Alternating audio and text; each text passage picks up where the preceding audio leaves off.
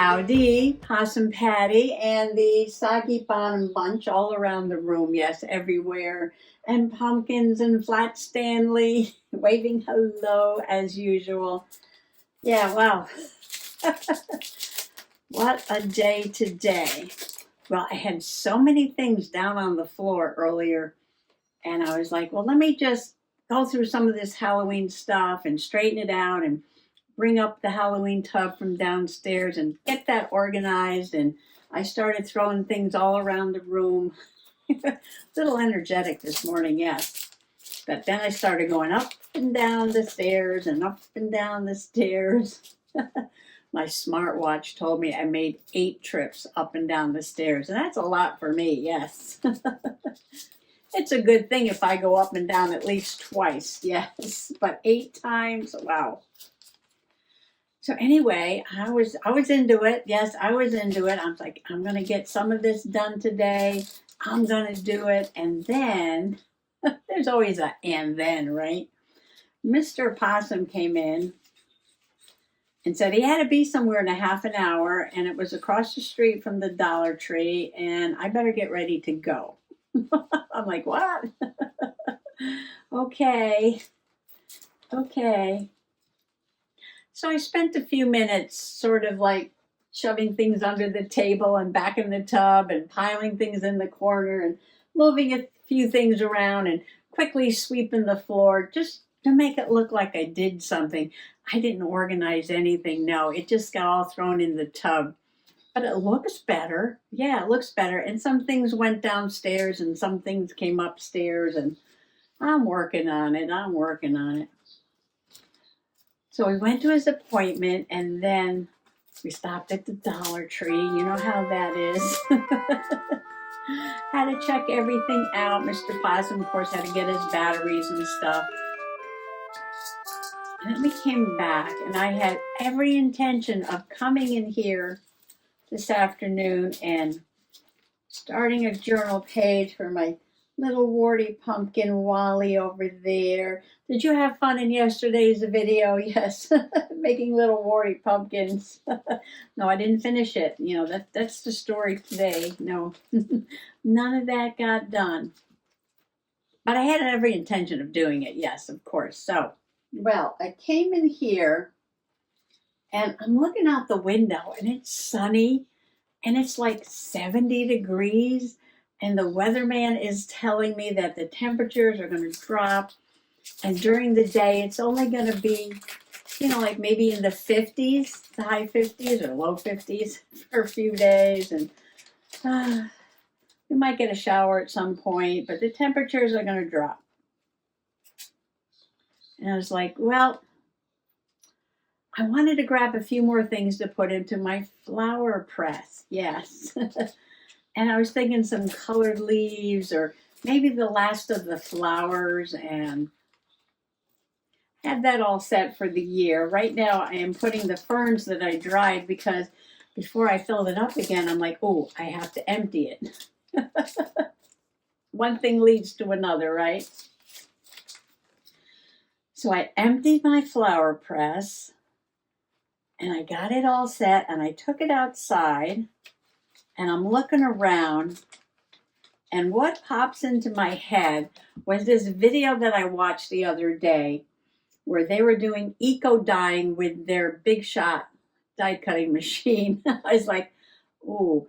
And I'm looking around, I'm like, if I want to try to do that, I'm going to have to do that now while there's still some green leaves around, because we've had a couple of nights where temperatures are down in the 30s already, so yeah, that's frost. There's not going to be green leaves around for too long. I'll grab some more of these. Yeah, so I came back inside. I got the Big Shot machine and the scissors and some paper, and I went back outside. So now I had my flower press and I had my Big Shot. And I'm set up out on the picnic table, and it's like, what do I do first?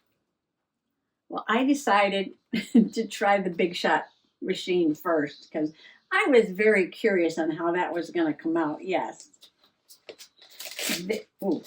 Very curious indeed. So my first try, I took 2 pieces of this Lavinia cardstock.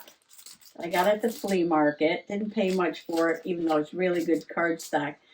And I decided to experiment on it, mostly because it's really good cardstock. And I figured if it's going to come out, it'll come out better on really good cardstock, right? Well, I wasn't sure how many things to put on the paper, and I was like, I want a lot of color, so I'm putting red salvia and orange marigold and salvia leaves, and I was just loading that paper up. Don't do that. See, I make the messes so you don't have to, right?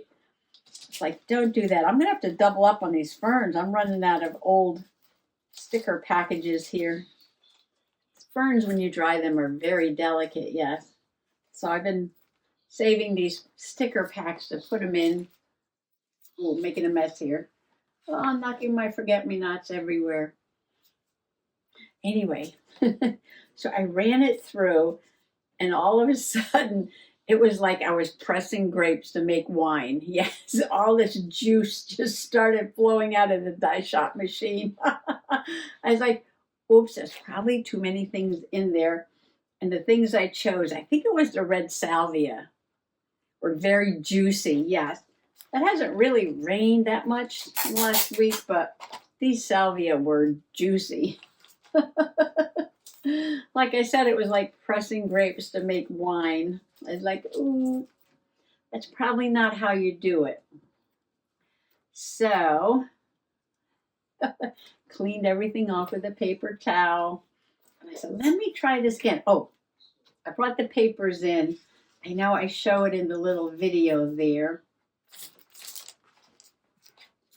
It's a little drier now. And the first 2, so you use 2 pieces of paper. And when you put them through, so you're going to get print on each side. And these were so juicy, the colors went right through the paper. So they're actually colored on all sides. On this side, you can see the imprint of the flower petals and actually a really nice imprint of the leaves there on both of them. And then the back side is just some of that juice coming through. That's all that's on the back side. This side's much prettier. Lots of colors, but it is a bit of a jumble. That might be like too busy for some people. But you can always cut this. See, there's a really pretty leaf there. And you could make like a little tag or a little card, journaling card out of parts of this, you know, without having that big jumble there. Just cut it down. It'll look better, yes. Use some little squares or something. So then I decided to try just the leaves, and I put on the salvia leaves. And they're very interesting because the stems and some of the veins actually come out purple. Yes, purple. Now when you do it, one side's going to be a little darker than the other side. And you're going to see a little more detail on the top side than the bottom side. Because the top of the leaf has more chlorophyll in it, so therefore you're getting more of that dye.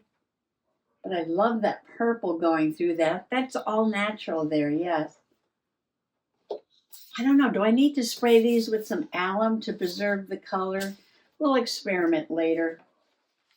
And then I was like, oh, I love how those leaves came out, right? Let me try it with the leaves and some flowers. So I did 2. And as you can see, those flowers are juicy, even though I broke them down into little small bits. And again, you get a really nice print on the front. Lots of detail in those leaves. And then you get a lighter print for the back. But the flowers look good on both of them. Yeah, so this is just eco dyeing with a big shot, yes. But I'm loving it. It comes out better when I try to do like the other kind of eco dyeing.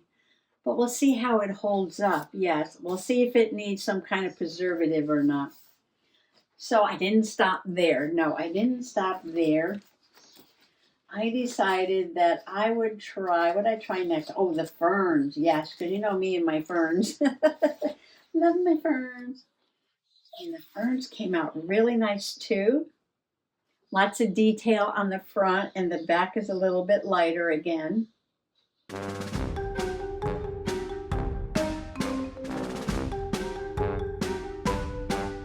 I love how they came out. And then I broke one up.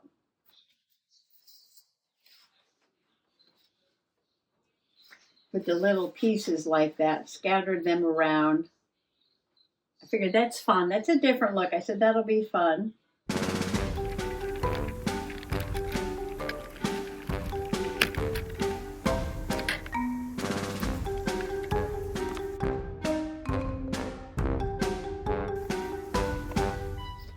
And then I was looking around at the ferns and I'm thinking,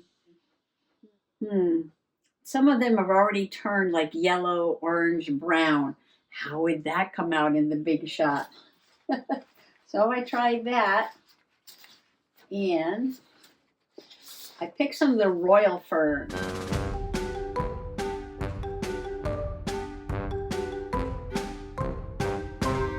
And I love this. This is the front.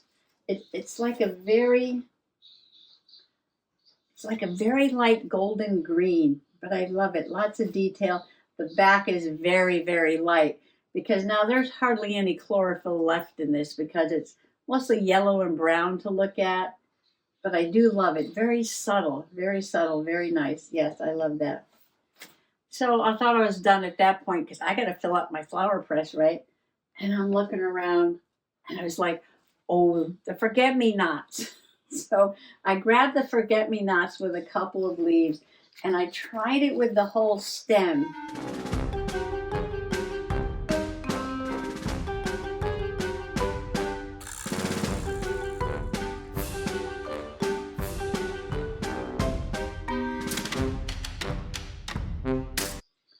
And nah, the leaves came out good. Lots of detail in the leaves when you do this.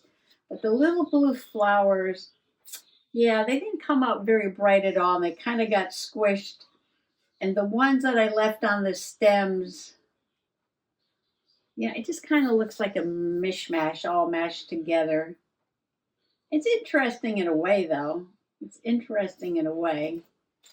And of course, the other side is much lighter. I don't know, you can tell that the flowers were blue, but it came out a little gray. And there's a couple little imprints there. I don't know, I'll probably do something with that too. So that was really fun. Now it's getting close to supper time, and I'm like, oh, I still have to fill my flower press. And I'm looking at the royal ferns, you know, the ones that are sort of yellow and gold and brown and little touches of green. And I'm like, I'd like to see if I can dry these, if it will retain some of that color, some of that golden color that I love so much. So I had like a fern frond on the table, and I put those in, and I was like, let me just grab some more. And I walked to the back of the yard and I cut down a few big ones. It's the end of the season, and that's why I don't feel bad about cutting everything down because everything is, going to be gone in a few days anyway. So I cut a bunch of the fern down and I brought it back. And well, didn't I just fill the entire flower press, which is down here on the floor?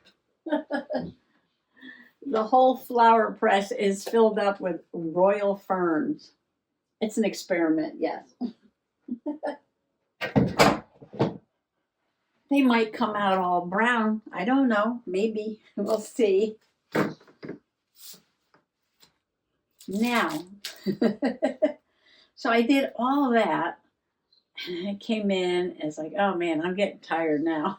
So I sat down, and well, all this stuff was on the table from emptying the flower press. And I'm like, well, I got to put this away before I can do any journaling. So then I got out this red loose leaf notebook over here that I'm putting the dried flowers in. And I got out the sticker packs, put these ferns in.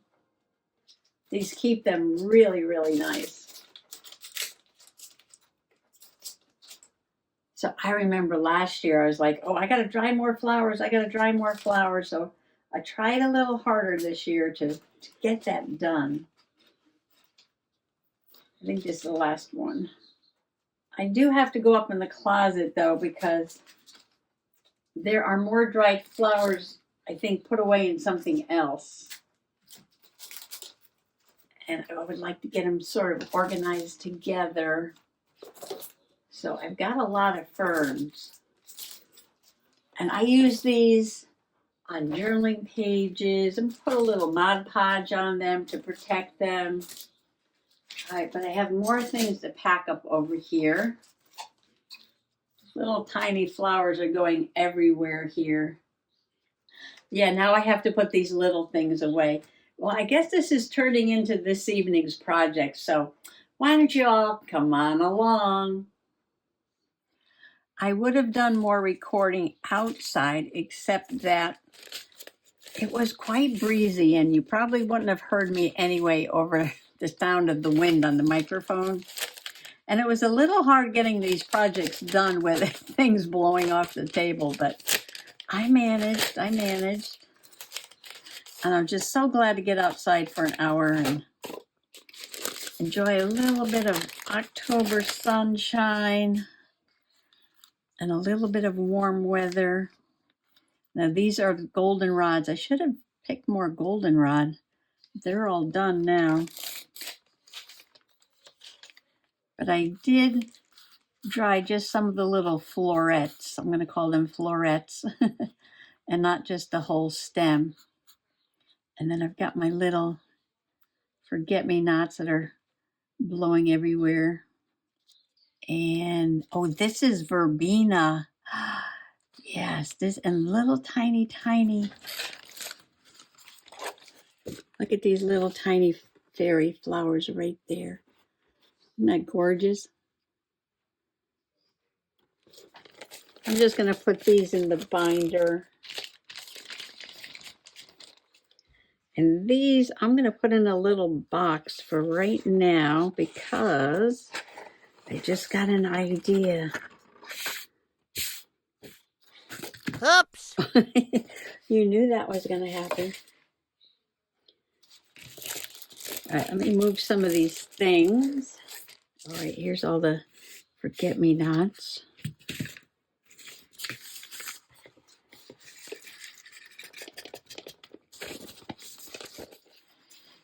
Okay, I cleaned off a little bit, but you know what? These are reminding me so much of little fairy flowers that I went over to the journal shelf. Now, on my journal shelf, I have a journal shelf, and these are some of the little tiny journals that belong to the fairies. And this one belongs to little Pixie, and it is a composition notebook, as you can see there. And she's doing an altered composition notebook journal. As you can see, she's got little washi tape on the edges, just like I have. And I don't think she's done any journaling in here yet. But maybe we can give her a few fairy flowers to get her going. I have some tiny scraps. Let me see. They're in the tiny scrap box. Ooh, there's a lot in here too. So when I do my journaling, sometimes I throw little bits in here and the fairies can dig through here and work on their journals.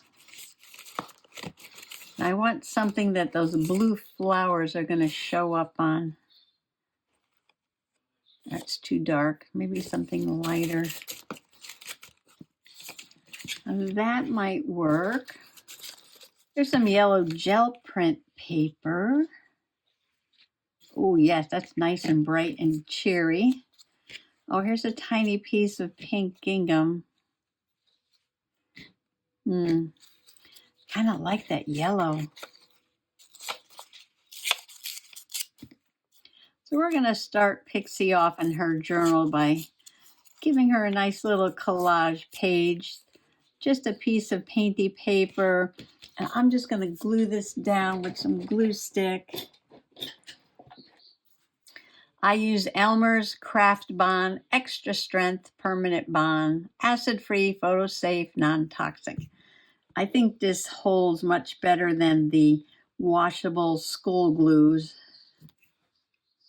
And I found this works really nicely when you want to glue down like a piece of fabric. And I'm going to, how am I going to do this? Let's think for a moment.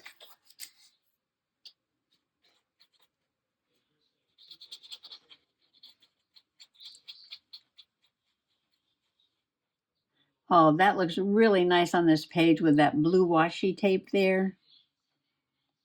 And there's these little tiny, tiny leaves. Ooh. Oh, look at that little tiny piece of fern that just popped over there. Where did that come from?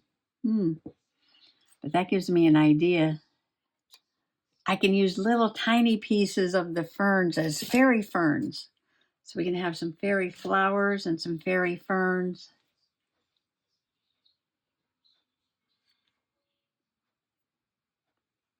I'm going to pick out a little leaf.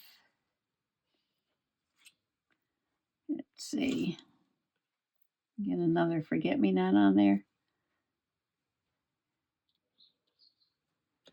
Okay, now I am going to glob some of this Mod Podge. I don't know, this says dishwasher safe gloss Mod Podge. I don't know, I grabbed it, was on sale. I just use it for whatever. I think it's meant to seal things in on a glass or ceramic. I don't know. It works. I guess nobody was buying it, so they put it on clearance. So I thought I would just try and use it for regular Mod Podge.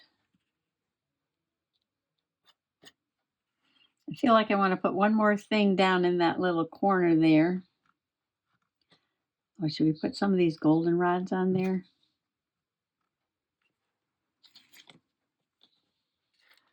I'm going to close this box right up so they don't go everywhere. Miss TT doesn't get in there. And I'm going to let this dry. Isn't that adorable? The Mod Podge will dry clear. And when the page is dried, we can write a date on there. I don't know where this came from, but I might just glue that down since it fits in that book. I'll leave that over there for now. Close up my box of mini scraps here. I am going to be making some more tiny, tiny journals for the fairies because I have some little tiny washi tape boxes. Oh, these are the smallest ever ring-bound journals. See those little tiny rings on there? Yes, tiny, tiny ring-bound journals. A, M, and R. So this is Angela Rose, Maggie Rose, and Ruthie Rose. And they all have their own ring-bound journals. Maybe they'll want to put some dried flowers in their journals too, because this one is pixies. So I'm going to leave those out for them. I usually help Pixie with her journaling, but the grown-up fairies, Maggie, Ruthie, and Angela, they usually like to do their own journaling.